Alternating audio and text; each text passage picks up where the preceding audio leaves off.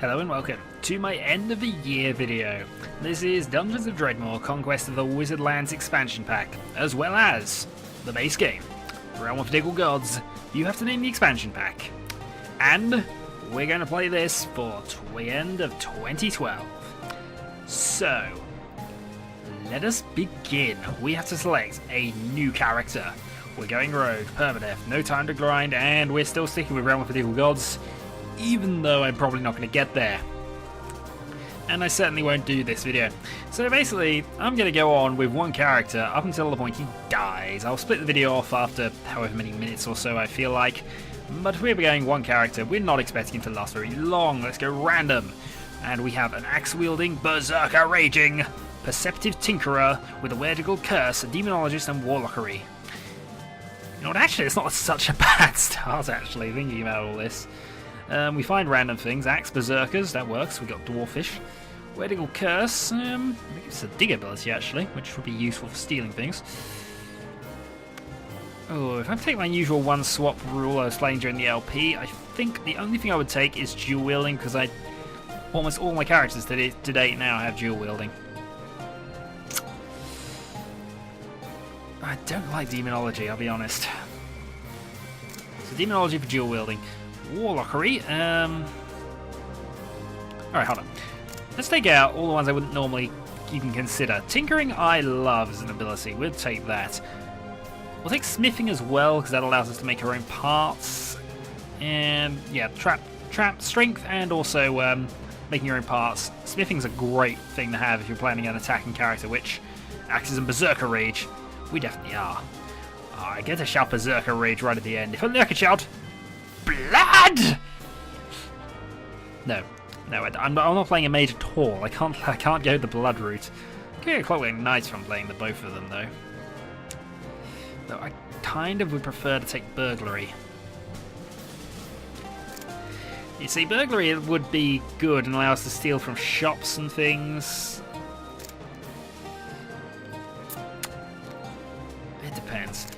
The Clockwork Werediggle. That could be fun. And to be fair, Clockwork Knight's another one of those I almost always take these days. So dual axes. So we get axe bonuses as well as dual wielding. I always take dual wielding. Two weapons is the way to go in this game, in my opinion. Mind you, I haven't finished this game, so who knows. And I spent 3 minutes rambling on the screen here, so let's go. We are male and we shall be... No. We are cursed. Yeah, nothing special about the name. We are cursed and we are entering the Dungeons of Dredmor. So, end of the year videos. We love them. And if you don't love them, well, you're getting one anyway. So, meh. So, food. It's always worth knowing what's in the food, even though we can't do anything with it yet. Nothing too special, really. Oh, we didn't get any... Normally you get some ingots and things right at the start. We didn't get any of them. What can we craft right off the bat? Nothing. Yay. Encrusting's the new effect. Basically allows us to upgrade items we have by using various things we have and adding them to items. So open the door. And we find... Oh, we find a boss monster already. We might have to assume Werediggle formed a lot earlier than I was planning. What have we got in our inventory? A crude stone axe. No, this is not good. We're going to assume Werediggle form, because we're a lot stronger like that. Berzerker Rage! And we level up automatically. Yeah, 240 experience points. And that's quite good. Right, dangerous to go alone. We get our first level. So, Viking Strike gives us Viking Strike in melee combat. 2 crit, 2 dodge reduction, I think that is. Go Viking Temperament to make us really, really angry. Which puts us towards Ancestral Body Paint, actually. Berzerker Rage! We could improve our Diggle form here. You know what, I am quite... Alright, we're still going to take the Rocket Punch, because I always tend to take that first move if I've got it available, but we're going to work our way towards Werediggle now. So that saved us a lot, and also we get some... Yeah, I was about to say that comes up as a head item, doesn't it? So it gives us accuracy enemy dodge reduction and also 1 point of a damage type, putrefying. But the leather cap with a cog in it gives us the point of armor. So let's go and take that grilled steak. Oh, and we get a ring as well. Electric resistance. No, electric attack actually. Oh, we like attack types. If we can pull those off. So, oh, damn you, Diggle. I is the superior Diggle because I is aware. Only a 45% chance of disarming traps because we haven't gone for any of those related routes. Pull the lever. Oh no, traps have activated. We can get some more experience by disarming those, so there we go. We find a hidden item and we find adventuring gloves. Not great, but they'll do for now.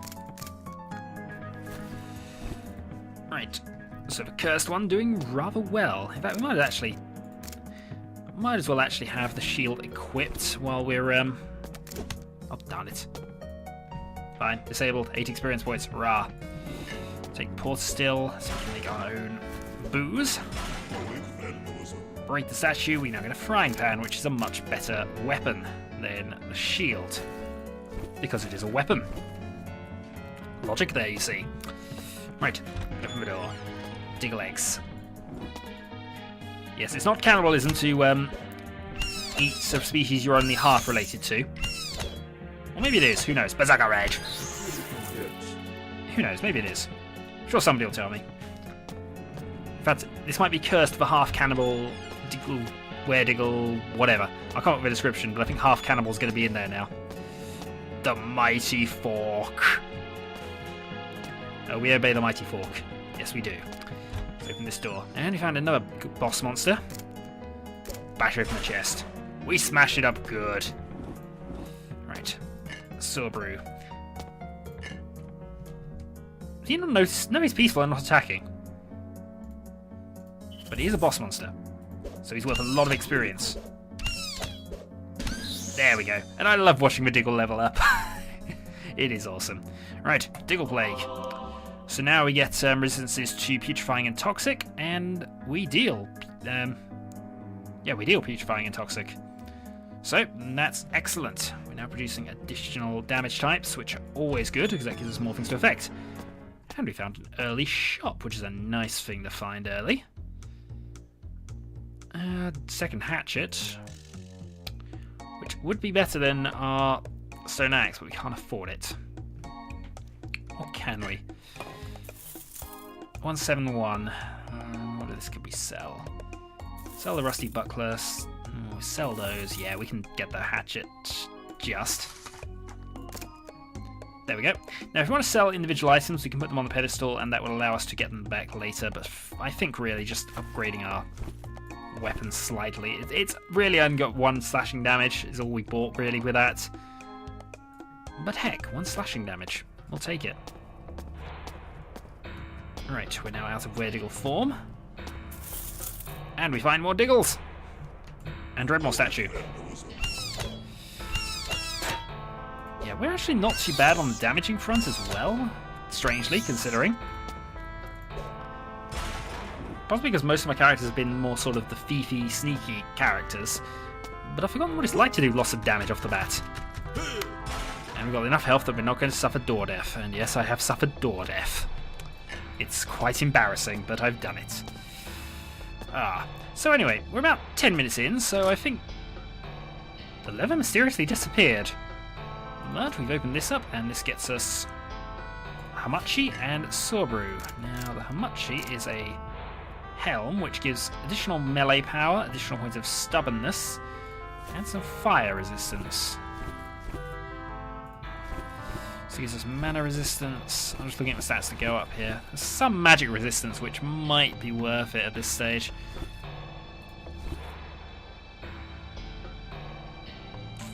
No, we're going to stick with how we got. We like having our 2 points of armor. Yay! And look what we found already. Berzerker Rage. Right, now we found the Anvil of Krong. The odds are 2 to 7 of it cursing an item. So let's go for the ring. Hey, it likes it. And that gives us another point of stubbornness, which is magic resistance, and also a point of trap affinity, so we can now disarm traps more reliably. Deal with Blobby. Alright, Buzzy Thing, Amazon, Bumblebee person, we're going to kill you as well. Because we're nice like that and we want to kill everybody. That's still really beyond our abilities and we can wait. Lootfish! Did we find Lootfish Shrine earlier? We did actually.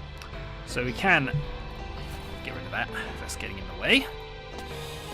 And we have found the monolith, so that's questing sorted out if we can do that.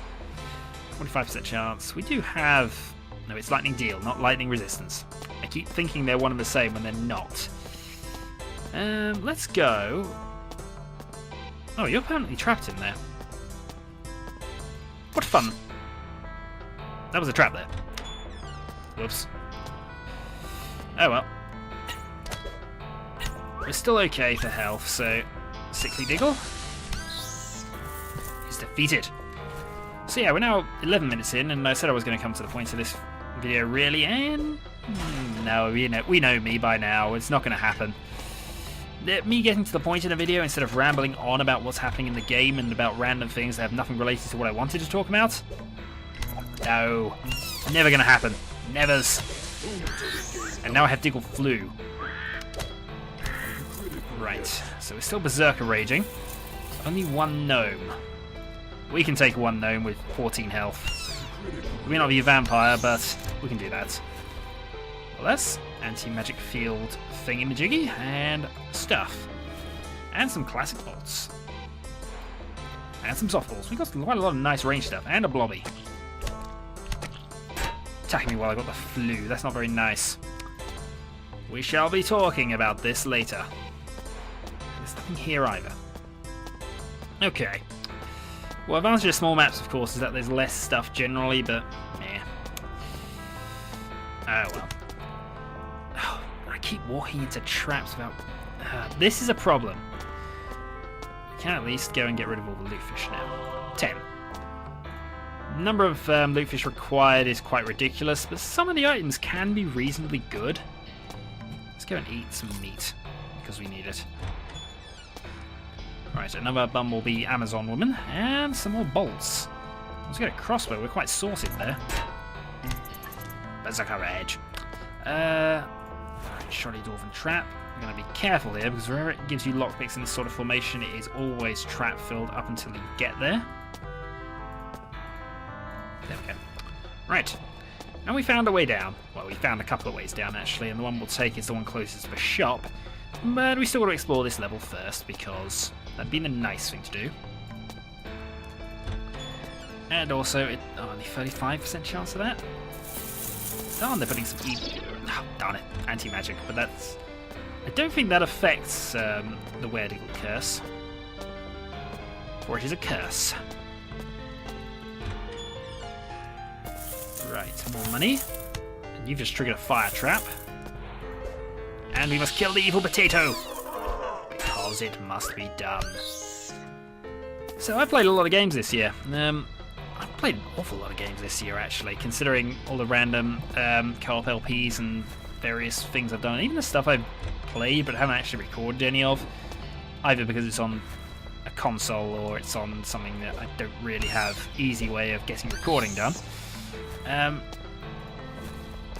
Yeah, I've played an awful lot of good games this year. 2012 has been an awesome year for games, in my opinion. I mean, not all the games I've played this year actually came out this year, but I've had a good year of game-playing experiences. And I hope to have many, many more as we move into years beyond the year of the Shadowhawk. In fact, I might have to change my name. So this is the first LP of Shadowhawk 2013. Hurrah! Lockpick, level up. Princess in another castle. Werediggles of London! So our Werediggle form is now powered up. Which is good. What's better than Diggle? Invisible Diggo. And yes, we can lay Diggle eggs and basically sort our food out quite quickly once we get to there. It's just a little worrying. Oh, darn it. Activated a putrefying thingamajiggy. So I sort of did make a sort of rough list of some of my better games of this year, but with me and lists, it's always a weird thing, because even as I'm looking at it now, I don't agree with it, some of it. Because I don't know about you, Mappy, but I find I have real difficulty classifying things in sort of list order. I really struggle with that sort of thing for whatever reason. And partly because my opinions on various games, while they generally aren't going to change too much, when I compare games of different genres, it's very, very difficult to do. I can argue the merits of two games with different eras side by side, and oh, there we go. Lost Wizard Keys. This is the whole gimmick of the realm of the what is it? The Wizard Lords expansion. I forget the full name of it, but that's the gimmick of it. Little black book, and we can now make a coat of denim with rhinestones, and lots of things to throw. But the gimmick is when we find the arcane address, there's one on each floor of each level, I believe. And make sure you get it right, because otherwise you go to a place you do not want to go. Trust me on that, you do not want to go there. I've lost a character for going there before, but we'll see what happens when it happens. But we do not want to go to Diggle Hell. No, we don't.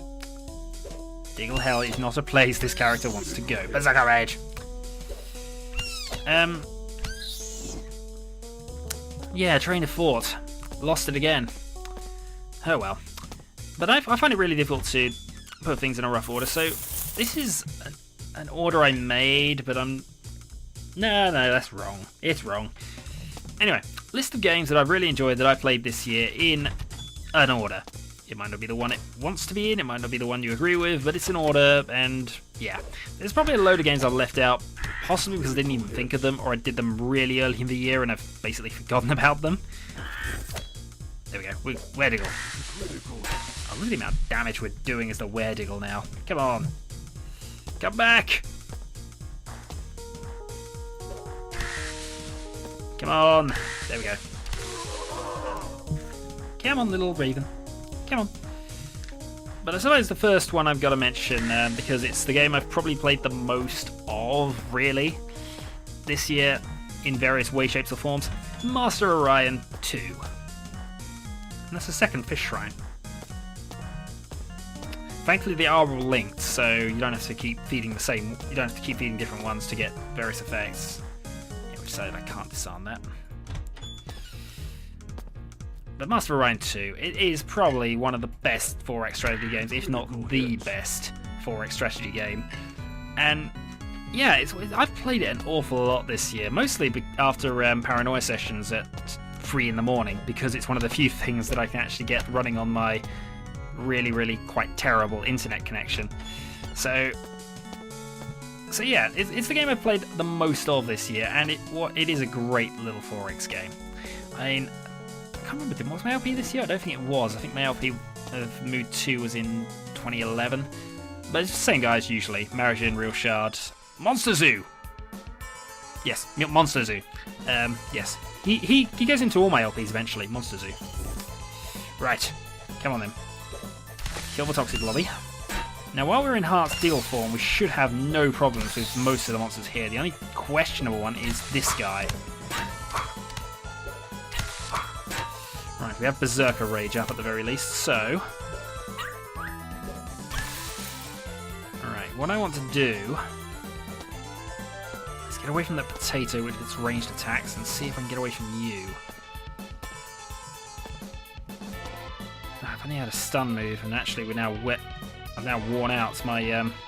There we go, I've got some distance. Alright, let's get some food eaten. 5, 4, 3, 2, 1. Werediggle. Alright, so we've got some food regeneration now. Let's try and take you out. 21. Can kill him. There we go. 192 experience points for that, though. Oh boy. Those things are annoying. Right, Blobby. It's always a risk with monsters, with boss monsters in Monster Zoos, because you can never quite tell how bad they're going to be. These are no problem, of course. And we get an orb. But a disturbing thing about strength. So orb, gem, things. So Master Orion 2. which I've probably mentioned about 5 or 6 times by now in various rambliness. But we'll move on to a roguelike, and not this one actually. It's Faster Than Light, and it's on the list, but it's one of the ones it's on my list as number 9. But honestly, I've thought about it, and I'm not sure it should be on there for a few reasons. I mean, when I compare Faster Than Light to this game, or Binding of Isaac, NetHack, Slashem, any of what I consider the best roguelikes, even Rogue, which I've now played, and yeah, that's not good. We don't like critical health. Danish. Diggle eggs. Right, that'll tide me over. That will tide me over indeed. Right, health and cheese.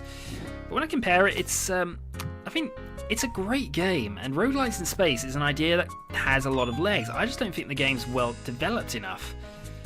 That's not to say it's a bad game, and in fact, I rate it. I rate it quite highly, but it just...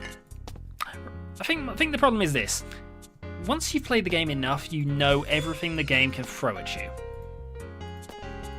And a roguelike should always be able to surprise you with something evil. Now, I'm not sure that FTL can do that. Dungeons of Dredmor can throw situations at you that, even if you know that it's possible for the game to throw them at you, it can throw them up when you least suspect it at any moment.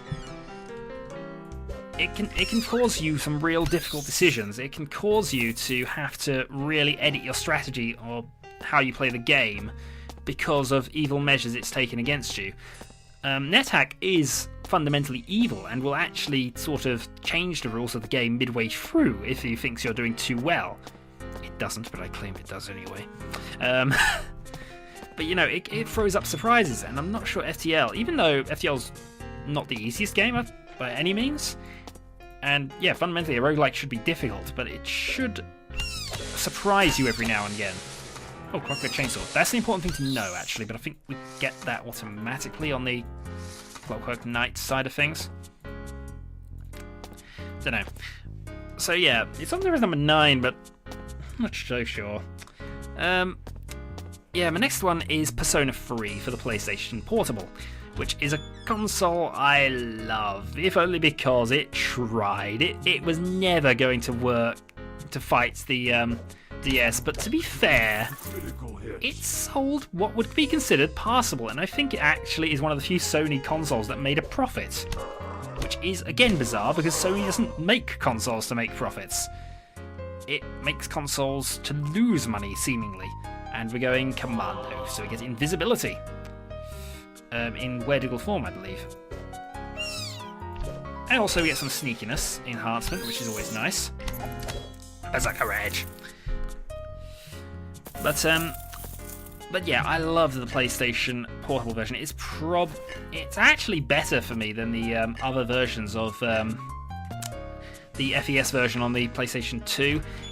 It's better than that to me. I mean, it doesn't have the silly little side story or the after story, which I didn't like anyway for various reasons I won't get into now because that would take me a while. The navigation is smoother because you don't have to navigate the map singularly. You navigate by either the menu system or by just hovering over dots showing where you want to go, who you want to talk to. It works for me. In fact, it's awesome. And I'm really looking forward to when Persona 4 comes out on the Vita in this country. I would probably have it by now, because I think it's actually out in America and Canada. And I would have it by now if my import site hadn't been shut down. There. Well, that's another story for another time, I think. But yeah, so Persona 3 definitely makes my list. I've played it through again recently, and yeah, I like it. Sure, it's long. It's a very long game. Properly start to finish, 80 hours. And there's a lot of grinding in it. But even with that, it is one of my favourite RPGs. Complete. One of my favourite RPGs of all time. Oh, darn it, I'm out of inventory space. Craft. So ingredients have skills. We can craft some copper boots, actually, which might be useful. Craft copper rings to give us some immunity. We have... Ooh. Craft those. Let's see. You can get grinder, so we can grind all our cheese down, which I don't like doing particularly. We can make bits and pieces. We can make black powder actually out of...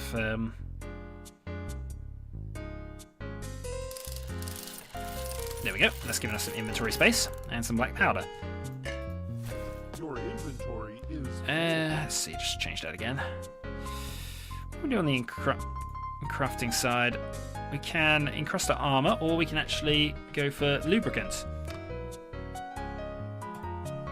Oh, we must drop a suitable item into that. Yeah, forget how this works sometimes. Character. What are we equipped with? Might as well have these leggings, actually.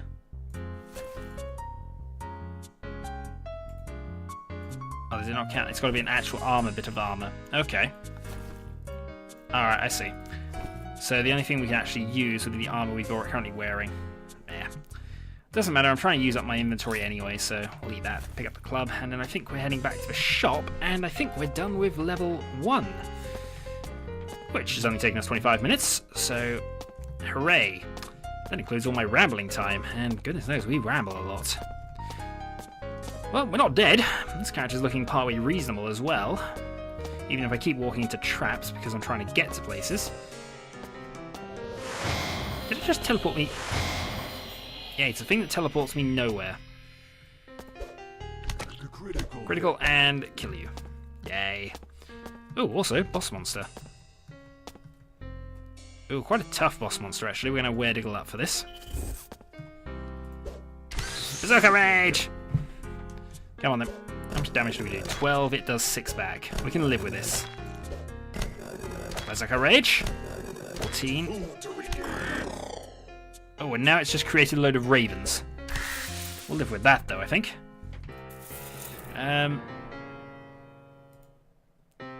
What's the quest here? Oh, and all the members of it. Okay. So now we have to kill all the ravens. Come back here! I want to be a raven! Darn it, I'm gonna have to wait. I like how the invisibility does work. Even though it probably shouldn't. Right, let's go and sell off some traps. And I think I'm gonna have to split the video up here, and I'm only halfway through my little... I'm not even anywhere, I'm 8, aren't I? Ah, dear. Well, this is gonna be long. Right, I'm gonna sell things, and then we'll start my next video.